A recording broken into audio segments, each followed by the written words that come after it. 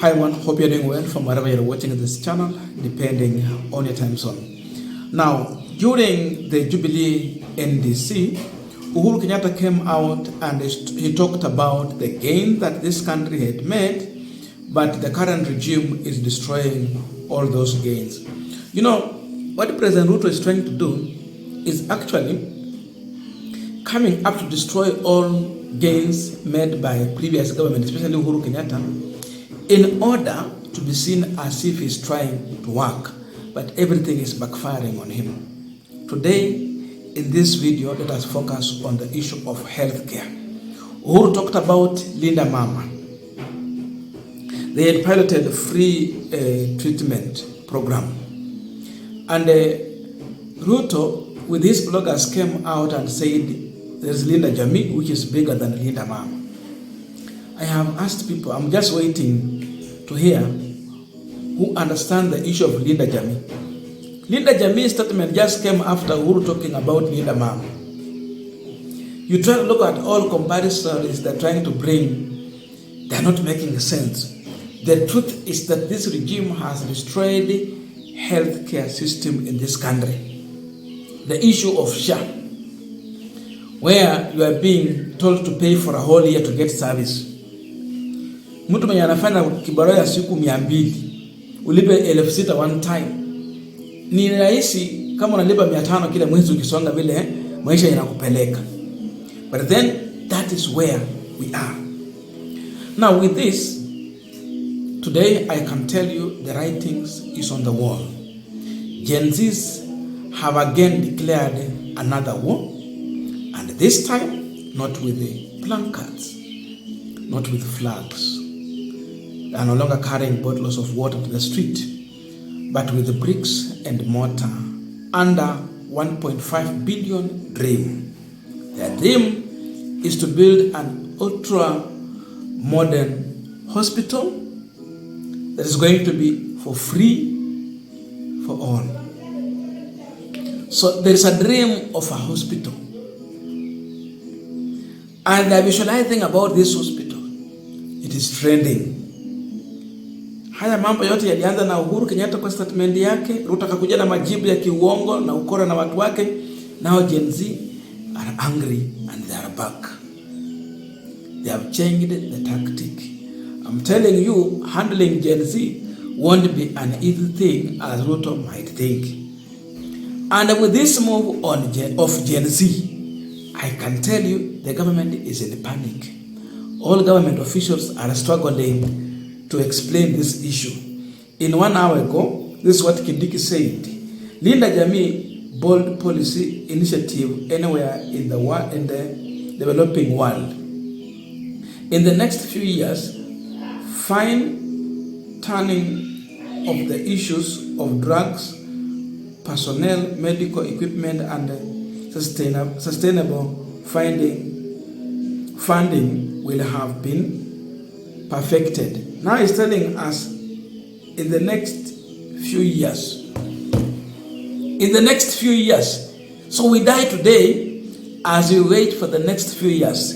Gen Zs are here and this thing is trending.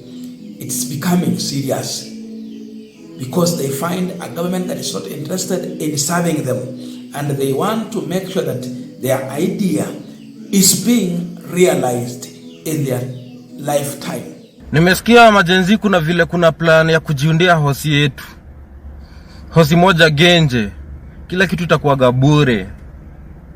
Kama unashangaa vile tutafinance stuff, endelea kushangaa wewe. Tupatane mbele. Mimi kwanza wanidunge saa hii pay bill, ni buy simiti yangu, nitume simiti yangu moja. Na pay bill isipatiwe imbogi ilibishania pay bill siku ya Ojwang. Akina recommend fear Kenyans. Na kuambia hii maneno ya hospitali yenye tunataka kujijengea ina trend all over. Bro, ina trend all over. And even in the different little corners that you can even. So nasikia Gen Z wanataka kujenga hospitali. It's not a bad idea, but wacha tuanze pole pole. Ama namna gani? Actually, I am in for anything that is going to show the middle finger to the current political class. And I don't care which section of the political class they come from or they belong to. Hii maneno ya hospitali, I think we should start with the most crucial part of it. That is emergencies. Like ICUs, like maternity.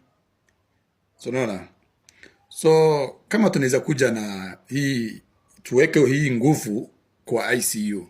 We only provide free ICU medical services across the country. Like one major ICU facility in every county or maybe in every sub-county.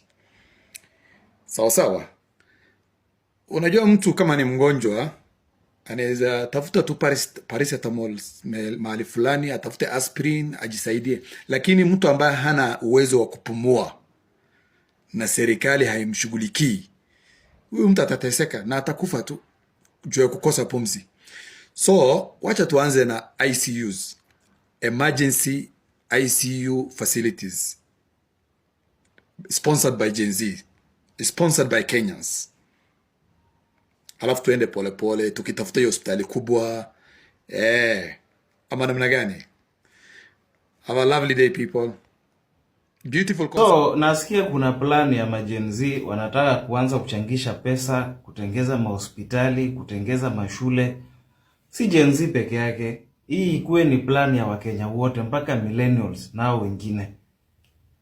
Hiyo sasa tuko ndani kabisa. Mkianza you share the pay bill, penye tunatuma pesa tutume, tuanze kujenga vitu zetu. Kwa sababu sasa I'm very happy vile we are waking up na tuna realize it is us on our own. Politicians hawako. By the way, tunaweza kujenga hospitali kila county, a very nice hospital.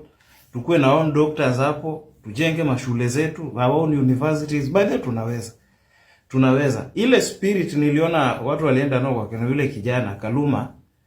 Tukiwa na hiyo spirit, tunaweza jenga hizo hospitali. So isiwe tu ni story ya Gen Z, iwe ni ya Wakenya wote of all ages. Hiyo nimesupport 100%, naunga mkono na miguu. 100%. That's a good idea. So let's make it materialize. Tufanye iwe ikame into reality. Isiwe tu ni gumzo, isiwe tu ni ndoto. Let us make it work, by the way. That's a good idea. Good idea. Wow, by the way.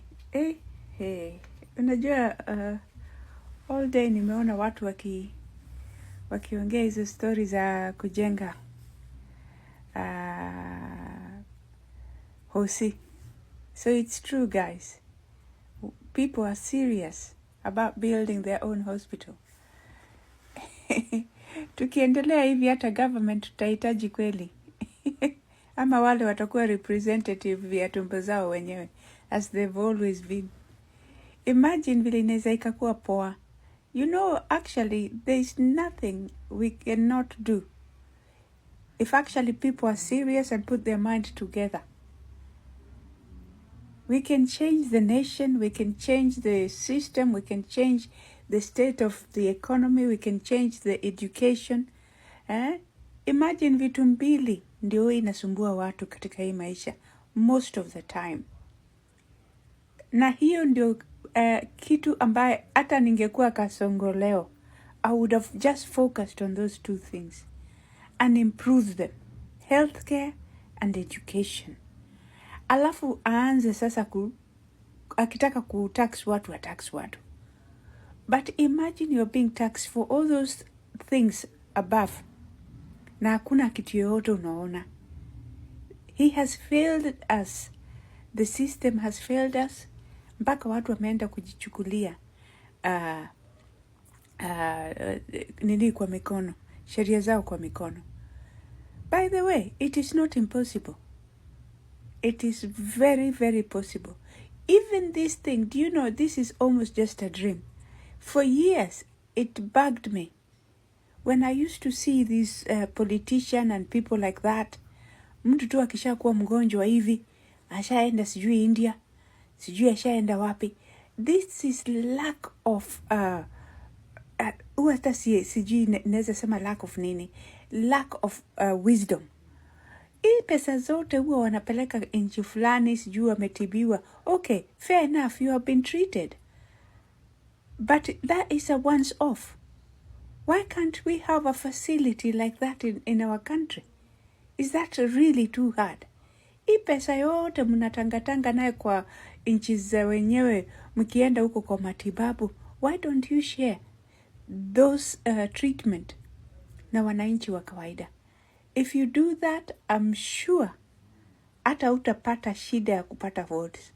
But because you guys have always been for your own stomach, that's why you never really knew the pain that the normal and common wananchi is passing through. And I'm 100% with the Gen Zs on this one.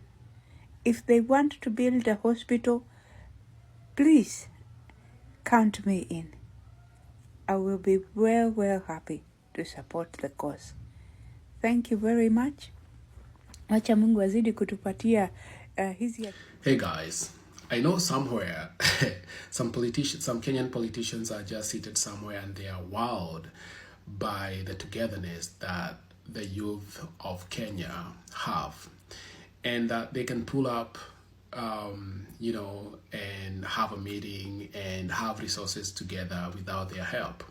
They are like, wow, are we becoming irrelevant day by day, that these young people can just come together without their help and without no politicians there, selling their fake policies and everything, that these young people can come together, combine their efforts, and, help one of their own. We the young people, we have the power. We have the power to do exceedingly and, mighty things. And, I've had the idea that, the Gen Zs, the youths can come together, have a national hospital, the Gen Z hospital or TikTok community hospital, where people go and if you don't have money, you can get your treatment for free. And why not?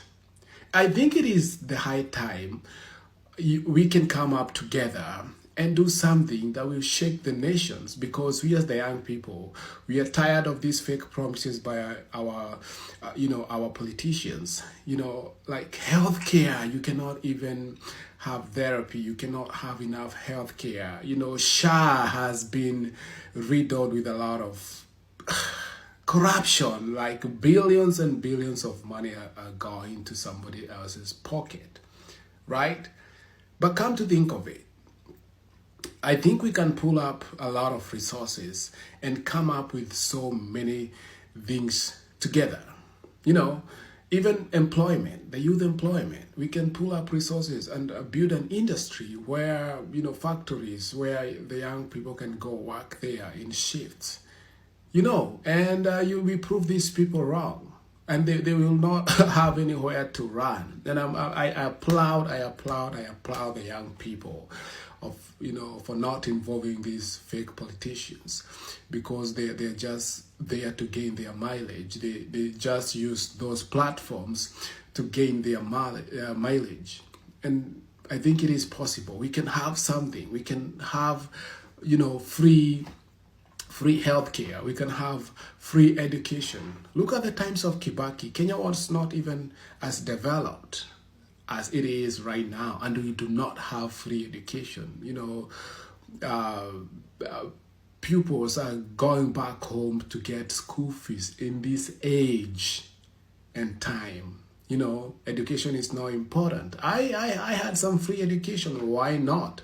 Why are we giving bursaries to select few students where others don't get the bursaries? Why don't we combine all those resources, all that money, and get every student should have free education? Why? Because our MPs want to eat the money. If we don't have CDF, they don't have any place or any avenue to eat that money. And so I think we as the young people, we are the future, and the future is now, the future is here, and we can do exceedingly greater things when we come together. And so, I'm in support. We can come up with that hospital. Wacha tuende tutibiwe huko. Tukue hata na sisi tukue na SHA yetu. Chana dual ende na huko. Now, the truth is that you can die when you are in need of emergency service in the hospital if you don't have SHA. I went to one funeral and I was live streaming. The lady explained how the husband died after a road accident just because they did not have SHA. So filling SHA and you pay for 6 months, they're telling you to wait for another 2 months for activation. Really, if that is true, you are in a problem. Mothers are dying during birth, delivery, and that's what Uhuru was trying to save. Save the baby, save the mother, save life. So hizi wametoa. And Kithure Kindiki is telling us, in a few years, this dream will become a true reality. So we die as we wait for a few years. Our problem is now. The solution is needed now. And Gen Zs are now moving in with a different tactic. Na unajua hawa Gen Z tuko mpaka na madaktari wako na nurses. Some are even ready to offer their services at free. So it might be seen as a joke, as a drama, but if they take it seriously with a proper plan to show that we can collect resources without corruption and make good use of it, will we really need even this government? It's big. It's a big dream and it's a big threat to this government. No wonder the government is struggling by every means, including deploying bloggers to come and explain. Stop this explanation. Let us see the action.